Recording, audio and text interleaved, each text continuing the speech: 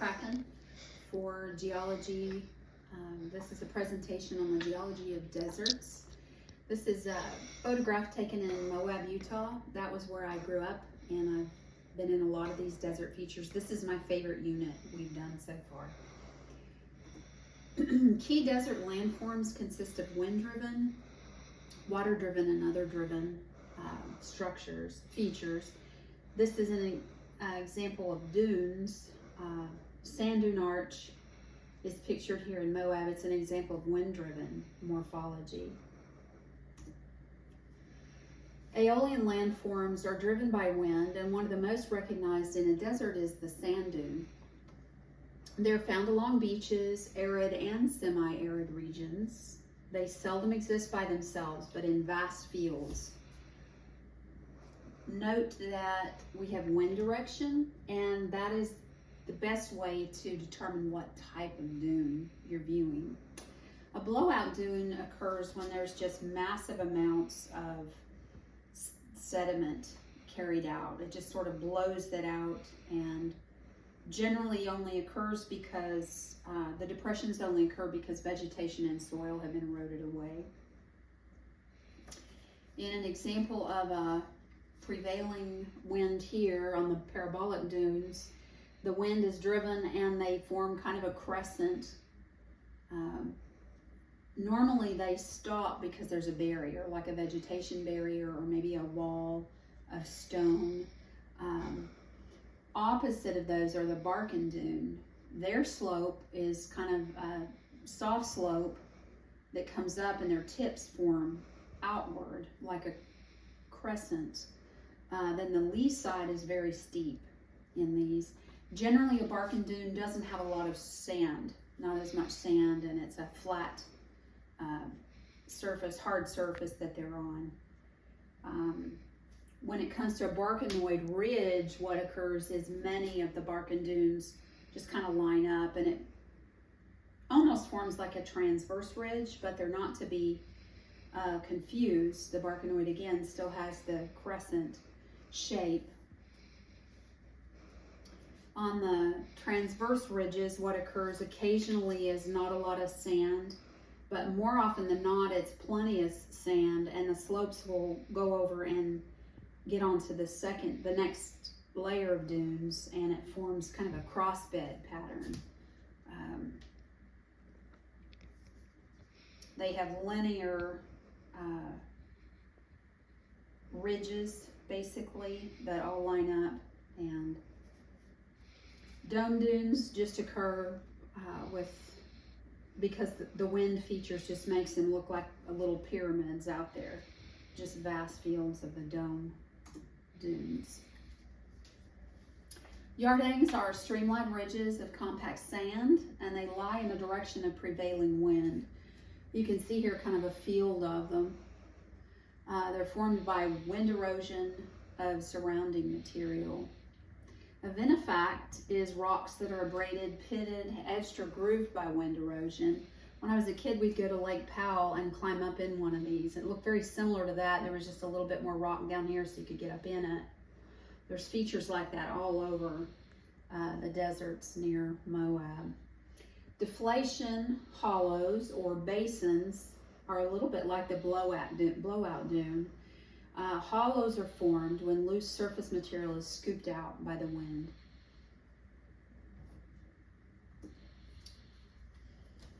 Here you have a photograph taken at Death Valley, and this is a water-driven feature, some water-driven features to discuss. You have a mountain canyon. It carries runoff water, generally snowcap melts late in the summer or localized rainfall. Because the valleys in those mountain canyons are narrow, there's a lot of energy in the water. Sediment is picked up. But as it comes down and ends up close to this playa lake, you've got alluvial fans. The energy is slowed down, and the sediment picked up dissipates and falls into what we call an alluvial fan. And those flows settle here. Right in this area, we have a pediment. It's a flat bedrock that's exposed at the base of the mountain because of all that energy in that water. Sometimes you have alluvial sediment there. This area is crystallized salt beds from a playa lake. They're formed during flooding, and of course they evaporate. They cannot hold the water. They can't sustain the water because of the heat there, but as they evaporate, crystals are formed and the salt beds occur. And of course you can have flooding every year, and again, evaporations, just the cycle. This is the Colorado River near Moab. Lots of mesas. A mesa is a flat-topped mountain with at least one steep side. I've been on the back of this one, and there's curvature on the other side. There's a slope. Lots of rock slide here. You might call these alluvial fans, and they go down to a series of them. Right along this edge, you've got a series of alluvial fans, and we call that bajadas. It's gently sloping depositional surfaces, and they connect. Over here is an example of an Inselberg. This photograph is taken at Escalante National Monument in Utah. Basically, an Inselberg is erosional remnants of very resistant bedrock.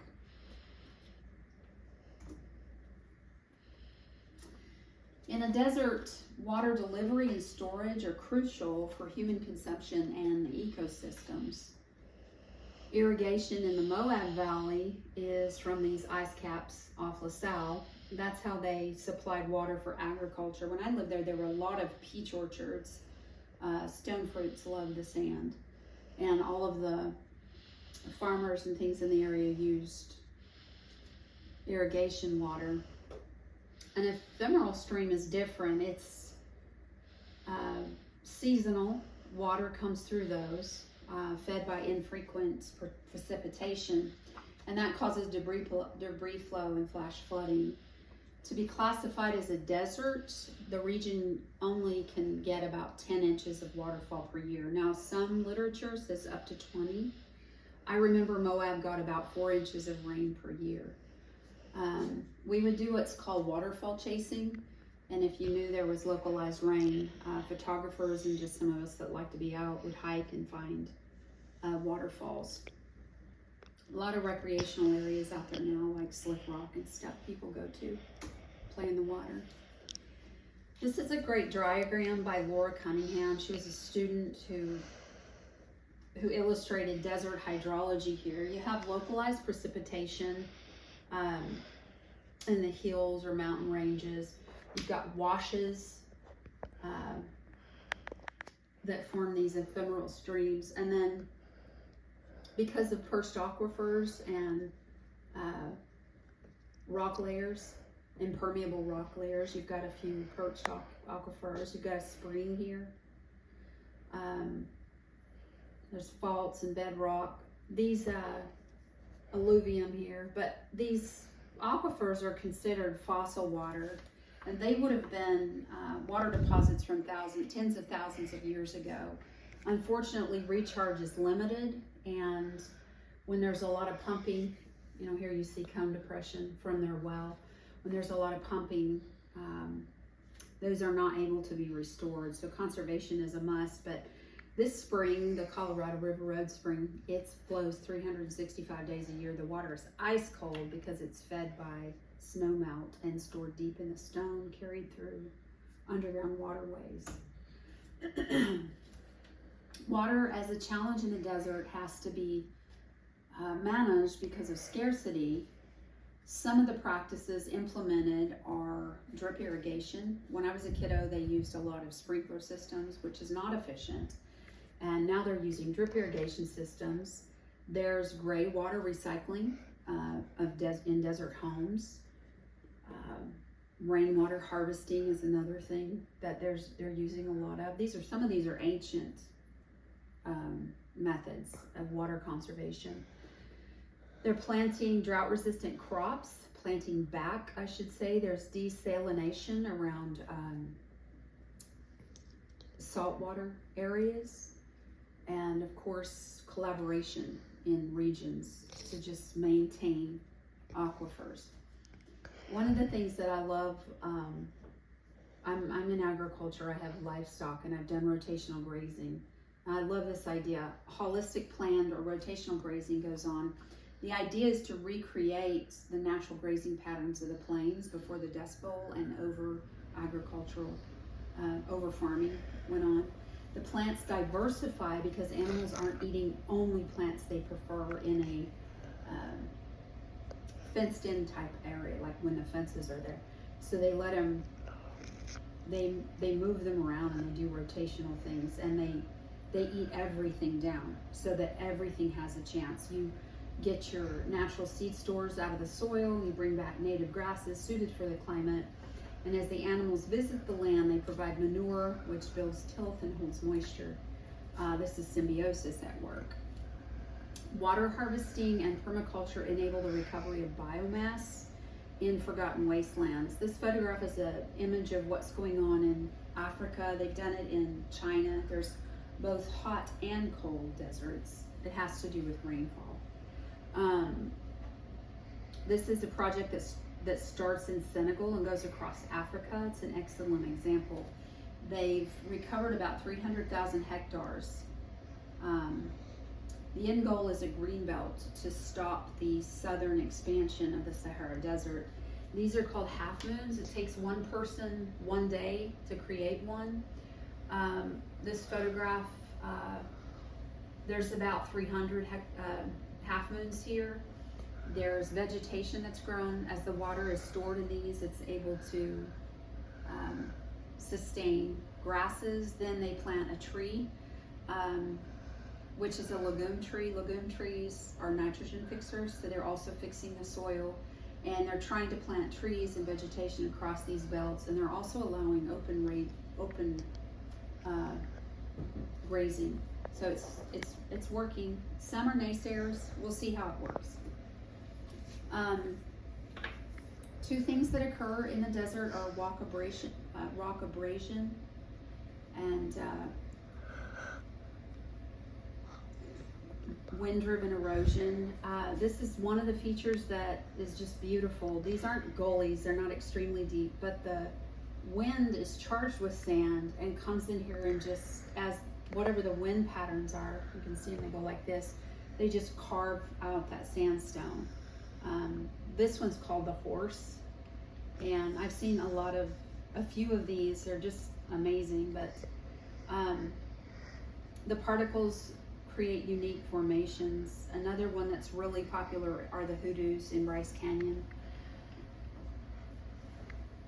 Deflation occurs and the land is basically lower. The sediment is carried away by the wind, and eventually what you're left with is what's called desert pavement. Those are the heavier sediments that settle to the bottom.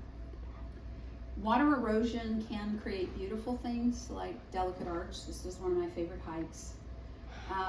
But flash floods, sheet flow, and gully erosion are common occurrences, and they're devastating. Sheet flow is the initial thin layer of water that washes over the ground. It picks up sediment that's been blown in, and it carries those soil particles away. The key is that it exceeds the infiltration capacity. The soil is hard like cement, there's no tilth, there's no organic matter to hold the water in place, so it leads to mass erosion. Flash floods are capable of causing significant damage to the desert landscape, ecosystems, and infrastructure. Flash floods are the leading cause of weather-related deaths in the U.S. Gullies and rills are developed as water runoff forms channels. Massive amounts of water and debris are released during rapid rainfall. Mass wasting devastates desert landscapes. Debris flows can run at 35 miles an hour and denude slopes, change river channels, and bury alluvial fans and floodplains. This is an example in LA. This isn't Utah. After the fires, because there was nothing to hold the soil in place during spring rains, there were huge debris flows. You can see where it buried, and those are difficult to clean up, very hard to recover from. These are my works cited. This is a calculator for you to be able to tell how much rain you could collect off of your roof in whatever town you're in. I actually did one near Moab, and you could get almost 50,000 gallons of water per year just from that small amount of rainfall that they get there. Thank you. I enjoyed the assignment.